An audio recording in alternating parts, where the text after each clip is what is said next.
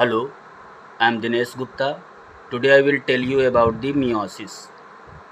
आज हम आपको meiosis के बारे पर बताएंगे। इसके पहले माइटोसिस का वीडियो पड़ा हुआ है। meiosis के बारे पर जितने क्वेश्चन टीजीटी पीजीटी में आते हैं, हमने प्रयास किया है कि यहाँ पर उन सब का जिक्र कर दिया जाए। तो आइए देखते हैं। meiosis का मतलब होता है अर्धसूत्री विभाजन। इसे अन्य नामों से भी जानते हैं, जैसे मियोटिक सेल डिवीज़न और रिडक्शन सेल डिवीज़न। रिडक्शन क्यों बोलते हैं?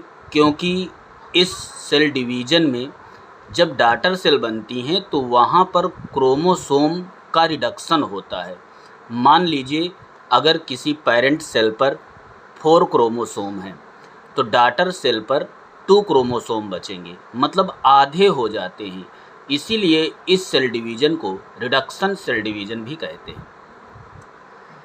तो 3 नाम इसके हैं, याद रखना। अब आइए देखते हैं, यहाँ पर पॉइंट हमने लिखा है। मियोसिस टर्म किसने दिया है? तो मियोसिस टर्म को फार्मर एंड मूरे नामक वैज्ञानिक ने दिया है। फिर लिखा है हमने 4 डॉटर सेल, मतलब इस डिवीज़न में 4 डॉटर सेल बनती हैं, 4 पुत्री कोशिकाएं बनती हैं और उन कोशिकाओं पर प्रत्येक कोशिका पर हाफ क्रोमोसोम नंबर होते हैं। आधे गुणसूत्र बचेंगे। हमने बताया जैसे 4 हैं मान लीजिए किसी कोशिका पर, तो जो कोशिकाएं बनेंगी, इनकी डॉटर सेल जो बनेंगी, उन पर 2-2 गुणसूत्र रहेंगे। फर्स्ट ऑब्जर्व्ड एंड स्टडीड, सबसे पहले किसने इसका ऑब्जर्वेशन किया और स्टडी किया?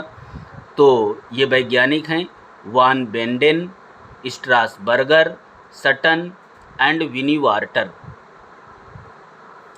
वार्टर। तो ये वैज्ञानिक हैं जिन्होंने पहली बार इसका अध्ययन किया और इसे देखा।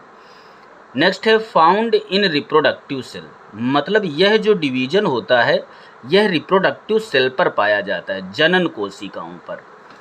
अकर्स इन डिप्लॉयड सेल्स, और बात याद रखना है, जो डिप्लॉयड कोशिकाएं होंगी, द्विगुणित कोशिकाएं होंगी, उन्हीं कोशिकाओं पर यह डिवीज़न मिलता है और ऐसी कोशिकाओं को हम मियोसाइट्स के नाम से जानते हैं।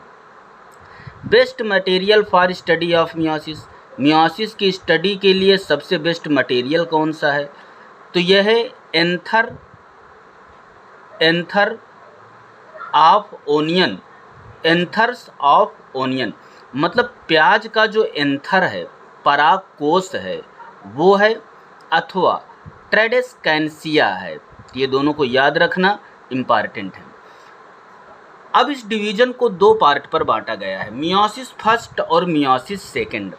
तो जो ज़्यादा इम्पॉर्टेंट है वो है मियोसिस फर्स्ट।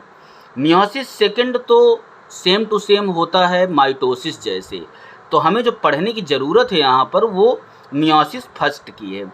इस मियोसिस फर्स्ट को हम 4 स्टेप में बांटते हैं, prophase first, metaphase first, anaphase first and telophase first. अब सबसे बड़ी जो अवस्था होती है वो प्रोफेज फर्स्ट की है। प्रोफेज फर्स्ट सबसे बड़ी अवस्था होती है। तो देखिए प्रोफेज फर्स्ट में कितने भाग हैं? Leptotene, zygotene, pachytene, diplotene and diakinesis. तो ये 5 उप अवस्थाएँ हैं इनकी। इनका क्रम पूछ लेता है तो आप याद रखना, leptotene, zygotene, pachytene, diplotene and diakinesis. ठीक, ये 5 क्रम भी पूछ लेता है इम्तिहान में, तो इसको क्रम से अपना फार्मूला बना करके याद कर सकते हैं कि LZPDD,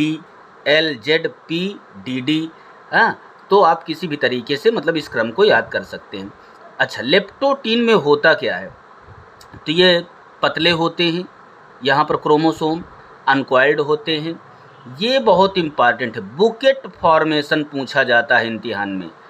बुकेट फॉर्मेशन किस में होता है? तो ये लेप्टोटीन में होता है। मान लीजिए कभी लेप्टोटीन नहीं दिया है तो फिर वहाँ पर प्रोफेज फर्स्ट दिया रहेगा। बहुत इम्पॉर्टेंट है बुकेट फॉर्मेशन, वैसे इसको बकेट फॉर्मेशन बोलते हैं। बकेट फॉर्मेशन कारण ये होता है क्रोमोसोम इसके जो होते हैं ना यहाँ पर, वो जैसे बाल्टी जहाँ पर कुंडे में फंसी रहती है तो उस तरीके से वहाँ पर पतले होकर के मुड़े रहते हैं थोड़ा सा, तो इसको बकेट फार्मेशन, हाँ, बकेट फार्मेशन या इसी को सिनीजेसिस बोलते हैं। देखिए कुछ जो कठिन कठिन नाम होते हैं, यही 8-10 क्वेश्चन वहाँ पर एग्ज़ाम में दिए रहते हैं और इन्हीं में भ्रमित हो जाया जाता है, पता नहीं कहाँ से दे दिया गया है। तो इसी तरीके से धीरे धीरे आप इनको पढ़िए। बकेट फार्मेशन लेप्टोटीन में, हाँ, इसी को हम क्या बोलते हैं, साइनीजेसिस बोलते हैं। साइनीजेसिस कंडीशन किस में मिलेगी, आप तुरंत बताइए, लेप्टोटीन पर। बकेट फार्मेशन लेप्टोटीन पर। जाइगोटीन, जाइगोटीन में क्या होता है, सिनैप्सिस। सिनैप्सिस का मतलब होता है पेयरिंग, मतलब जो होमोलॉगस क्रोमोसोम होते हैं वो पेयर बना लेते हैं आकर के। तो जाइगोटीन, जाइगोटीन में क्या होगा, पेयरिंग होगी, सिनैप्सिस होगी। और इसके बारे पर जो बताया था वो स्टर्न एंड होट्टा नामक साइंटिस्ट ने बताया था। अब देखिए यही दे दिया एग्जाम में कि सिनैप्सिस के बारे पर किस वैज्ञानिक ने बताया है, तो अंदाज़ा नहीं लग पाता है ना। तो ये पॉइंट बहुत इम्पोर्टेंट, जो भी थोड़ा सा टाइट शब्द लगा करे उसको तुरंत याद करिए। सिंपल सिंपल सभी लोग पढ़े रहते हैं, थोड़ा सा कठिन जिसमें सिलेक्शन रुकता है उसको पढ़ना चाहिए। तो सिनैप्सिस या पेयरिंग जो होती है वो जाइगोटीन में है और साइंटिस्ट स्टर्न एंड होट्टा ने इसके बारे पर बताया था। बाइवैलेंट्स, बाइवैलेंट्स कहाँ पर मिलेंगे, तुरंत याद रखिए, जाइगोटीन में। बाइवैलेंट्स कहाँ पर मिलेंगे, जाइगोटीन में। तो जाइगोटीन में दो चीज़ें खास है, एक सिनैप्सिस और एक बाइवैलेंट्स। नेक्स्ट है पेचिटीन। पेचिटीन में क्या होता है, ये लॉन्गेस्ट फेज है, मतलब ये जो 5 अवस्थाएं दी हुई हैं इनमें से सबसे ज़्यादा जो बड़ी होती है वो पेचिटीन होती है। टेट्रावैलेंट कहाँ पर मिलेंगे, इसी पर मिलेंगे, पेचिटीन में। क्रॉसिंग ओवर कहाँ पर मिलेगी, पेचिटीन में मिलेगी। क्रॉसिंग ओवर किस एंजाइम के कारण होता है, तो याद रखना, ड्यू टू रिकॉम्बिनेज एंजाइम के द्वारा। क्रॉसिंग ओवर को हम रिकॉम्बिनेशन बोलते हैं, तो इसीलिए ये जो एंजाइम है रिकॉम्बिनेज। अब यही छोटी छोटी बातें, क्रॉसिंग ओवर के लिए कौन सा एंजाइम जिम्मेदार है, रिकॉम्बिनेज एंजाइम जिम्मेदार है। यहाँ पर और क्या है, यहाँ पर morphological details of chromosome can be best studied, मतलब क्रोमोसोम का जो मॉर्फोलॉजिकल डिटेल है, क्रोमोसोम की जो आकारिकी है, वो हम पेचिटीन में अच्छी तरीके से अध्ययन कर सकते हैं। डिप्लोटीन में क्या होता है, टर्मिनलाइजेशन स्टार्ट होता है। देखिए यहाँ पर, अब यहाँ पर वैसे अगर टर्मिनलाइजेशन पूछे तो डाइकाइनेसिस में होता है, क्योंकि यहाँ पर समाप्त हो जाता है, लेकिन उसको कठिन करने के लिए वो कह देगा कि टर्मिनलाइजेशन कहाँ पर स्टार्ट होता है।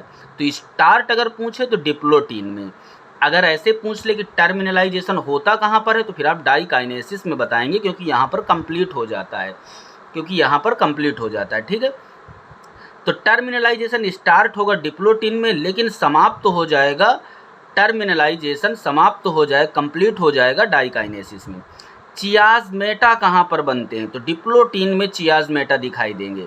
चियाज़मेटा क्या होता है, जहाँ पर होमोलॉगस क्रोमोसोम जो होते हैं उनके नॉन सिस्टर क्रोमैटिड्स जब आपस में क्रॉस करते हैं, तो जहाँ पर क्रॉस करते हैं वहाँ पर एक गुणे का चिन्ह बनता है उस बिंदु को, जैसे मान लीजिए ये है, तो ये जो बिंदु है ये, इसको चियाज़मेटा बोलते हैं। Nuclear membrane and nucleolus begin to disappear, मतलब यहाँ पर न्यूक्लियर मेम्ब्रेन और न्यूक्लियोलस अर्थात केंद्रिका वो डिसअपीयर होना स्टार्ट कर देते हैं। इम्पॉर्टेंट यही है, जैसे सिनैप्सिस इम्पॉर्टेंट है ना, क्रॉसिंग ओवर इम्पॉर्टेंट है, बहुत इम्पॉर्टेंट है क्रॉसिंग ओवर ये।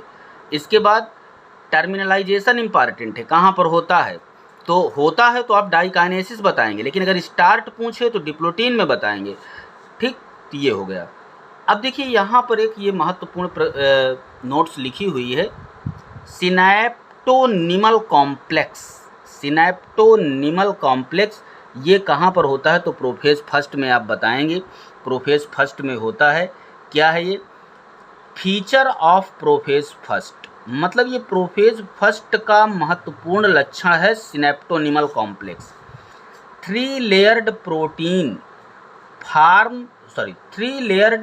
प्रोटीन फ्रेमवर्क, ये इसमें मतलब 3 लेयर प्रोटीन की होती हैं, सिनैप्टोनिमल कॉम्प्लेक्स जो बनता है सब, ये बहुत इंपॉर्टेंट है।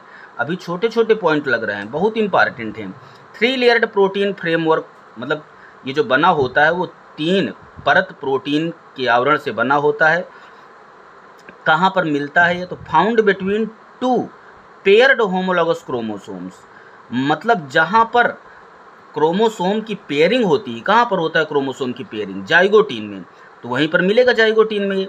लेकिन जहाँ पर मतलब 2 गुणसूत्र, 2 homologous chromosome found between 2 paired homologous chromosomes, जहाँ पर 2 होमोलॉगस क्रोमोसोम पेयरिंग किए हैं वहीं पर ये मिलता है। ये बहुत इंपॉर्टेंट है। Ubiquitin is a protein forming synaptonemal complex, मतलब जो ये यूबीक्विनिन है ये क्या है? ये एक प्रोटीन फार्मिंग सिनेप्टोनिमल कॉम्प्लेक्स, मतलब ये जो यूबीक्विनिन है ये एक प्रोटीन है जो सिनेप्टोनिमल कॉम्प्लेक्स को बनाती है। तो इसको याद रखना, ये भी इम्पॉर्टेंट शब्द है। इसके बाद है सिनेप्टोनिमल कॉम्प्लेक्स अपीयर्स इन जाइगोटीन। देखिए लिख दिया यहाँ पर कि जाइगोटीन में दिखाई देगा। तो अगर प्रोफेज फर्स्ट ना आए, मान लीजिए स्टेज दिए हों, तो जाइगोटीन बताना। क्लियर इन पेचिटीन, पेचिटीन में साफ दिखाई देता है। And disappears in diplotene, disappears में मतलब डिप्लोटीन में डिसअपियर हो जाता है। जाइगोटीन में स्टार्ट होता है, क्लियर होगा पेचिटीन में ये कॉम्प्लेक्स, और समाप्त हो जाएगा डिप्लोटीन में। तो ये था प्रोफेज फर्स्ट। नेक्स्ट है मेटाफेज फर्स्ट। क्रोमोसोम डिस्टिंक्ट, यहाँ पर क्रोमोसोम डिस्टिंक्ट होते हैं, मतलब क्लियर होते हैं। Spindle apparatus appears, spindle apparatus बनने लगते हैं। क्रोमोसोम्स अराउंड इन इक्वेटर, ये याद रखना कि क्रोमोसोम जो होते हैं इक्वेटर पर, मतलब मध्य में किस स्टेज में अरेंज होंगे? तो मेटाफेज फर्स्ट पर। अच्छा, किसके कारण ये अरेंज होते हैं? ड्यू टू कांग्रेशन मूवमेंट, ये याद रखना। पूछ सकता है कांग्रेशन मूवमेंट किस में पाया जाता है? तो मेटाफेज फर्स्ट पर पाया जाता है। यही हार्ड चीज़ें हैं जिनको हम लोग गौर नहीं करते हैं, छोड़ देते हैं। कांग्रेशन मूवमेंट्स किस में मिलेगा? मेटाफेज फर्स्ट मिलेगा। ये पीजीटी के लिए इंपॉर्टेंट है। कांग्रेशन मूवमेंट्स कहाँ पर मिलेगा? मेटाफेज फर्स्ट में। सेंट्रोमियर टूवर्ड्स पोल्स, सेंट्रोमियर जो, अच्छा देखो यहाँ पर मेटाफेज फर्स्ट में क्या है? सेंट्रोमियर जो होंगे वो पोल्स की तरफ होते हैं, और जो क्रोमोसोमल भुजाएं होंगी, क्रोमोसोमल जो इंड्स होते हैं वो इक्वेटर की तरफ होते हैं। मतलब अगर हम इस प्रकार से देखें तो ऐसे देखिए, इस प्रकार से ये सेंट्रोमियर पोल्स की तरफ, और क्रोमोसोम की जो ये इंड्स हैं ये इक्वेटर की तरफ, ऐसे कुछ अरेंज रहते हैं। ये क्रोमोसोम की जो इंड्स हैं ये इक्वेटर होता है, तो इक्वेटर की तरफ रहेगा, और जो सेंट्रोमियर है वो कहाँ रहेगा? पोल्स की तरफ रहता है। ये है इसका मतलब। एनाफेज फर्स्ट, एनाफेज फर्स्ट देखते हैं क्या है। तो the movement of chromosomes occurs towards the pole, मतलब जो क्रोमोसोम का मूवमेंट है वो पोल्स की तरफ होने लगेगा। Finally half chromosomes are at one pole, मतलब यहाँ पर क्या होगा? आधे आधे गुणसूत्र अपने अपने ध्रुवों की तरफ पहुँच जाते हैं। And other half at other poles, मतलब अपने अपने ध्रुवों की तरफ आधे आधे गुणसूत्र पहुंच जाएंगे। जैसे 4 गुणसूत्र हैं तो 2 गुणसूत्र एक पोल की तरफ, 2 गुणसूत्र एक पोल की तरफ। यहाँ पर कुल मिलाकर के जो क्रोमोसोम होते हैं वो आधे हो करके, मतलब क्रोमोसोम ये यहाँ पर अपने अपने ध्रुवों की ओर पहुँच जाते हैं। ये याद रखना है, क्रोमोसोम अपने अपने ध्रुवों की तरफ आधे आधे पहुँच जाते हैं।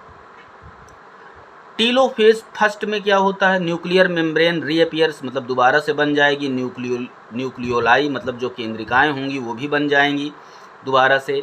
अब मियोसिस सेकंड में क्या होता है? तो मियोसिस सेकंड जो होता है सिमिलर टू माइटोसिस, हूबहू जैसे माइटोसिस होता है उसी प्रकार से मियोसिस सेकंड भी होती है। अब यहाँ पर आपसे पूछा जा सकता है क्रोमोसोम नंबर हाफ कहाँ पर होते हैं? मियोसिस फर्स्ट पर या मियोसिस सेकंड पर? तो क्रोमोसोम नंबर मियोसिस फर्स्ट पर हाफ हो जाते हैं, याद रखना। तो ये था मियोसिस के बारे पर वीडियो, और बहुत खास पॉइंट हैं। अगर आप ध्यान से पढ़ लेंगे तो यहीं से सारे क्वेश्चन आपके मियोसिस के फंस जाएंगे। Thank you for watching.